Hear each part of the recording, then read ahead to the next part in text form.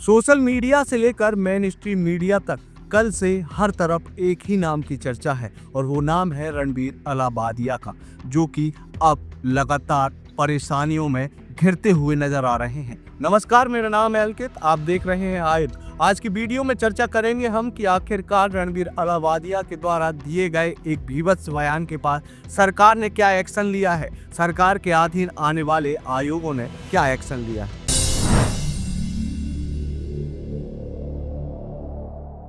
दरअसल इन दिनों social media के प्लेटफॉर्म यूट्यूब पर समय रैना का एक शो आता है, जिस शो में कई अलग अलग प्रकार के अतिथि शामिल होते हैं और इस शो में कई लोग अपनी अपनी प्रतिभा या फिर ये कहें कुप्रतिभा का प्रदर्शन करते हैं, जिसके बाद ठहाके लगाए जाते हैं। इस शो में इस तरीके के मजाक किए जाते हैं, इस तरीके की बातें की जाती हैं कि जिन्हें आप अपने परिवार और खास तौर पर बच्चों के साथ बैठकर तो बिल्कुल भी नहीं सुन सकते।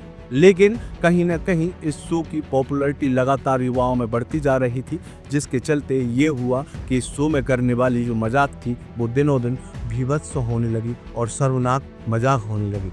और अब इसी शो में शामिल हुए थे रणबीर अलाबादिया, जिन्होंने परिवार और माता पिता के प्रजनन से संबंधित बातों को कुछ इस तरीके से कहा कि जिसके बाद अब सोशल मीडिया पर हर तरफ रणबीर अलाबादिया की आलोचना हो रही है।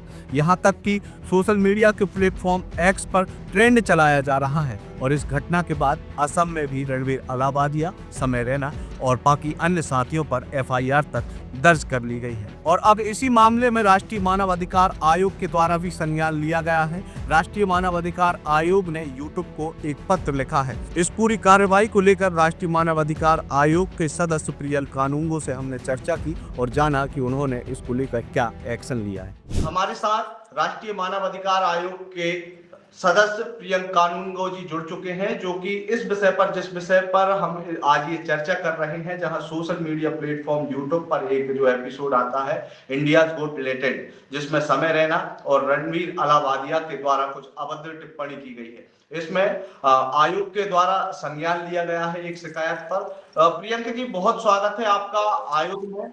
और ये पूरा मामला क्या है और इसमें आयोग अब किस प्रकार की कार्रवाई करेगा?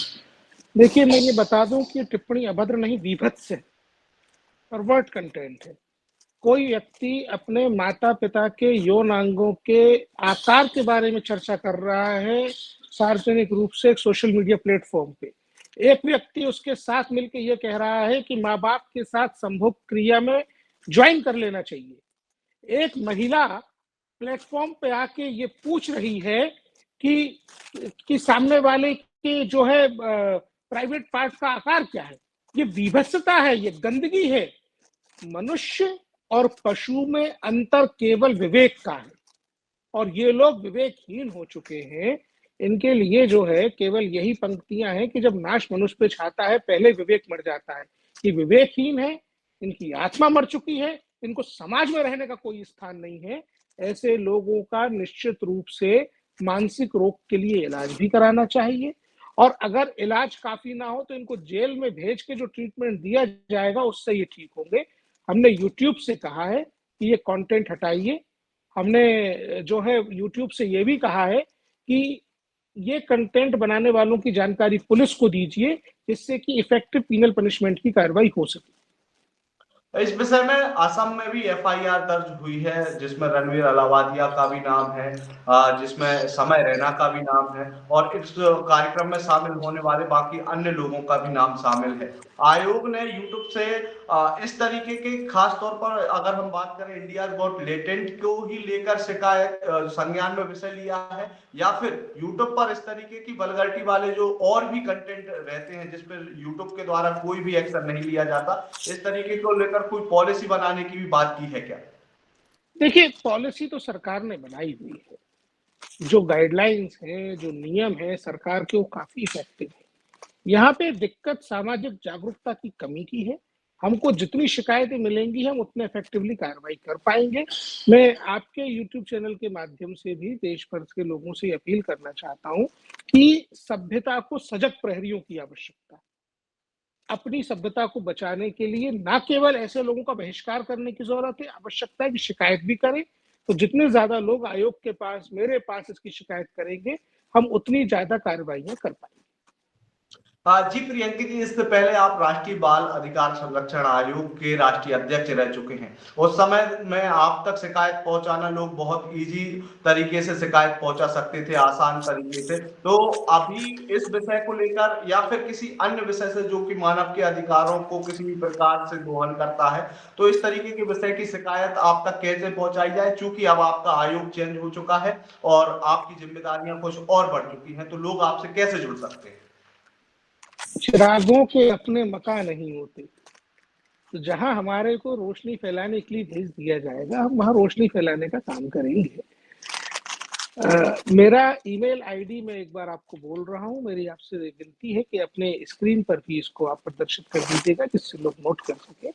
प्रियंक PRIYANK.कानूनगो KANOONGO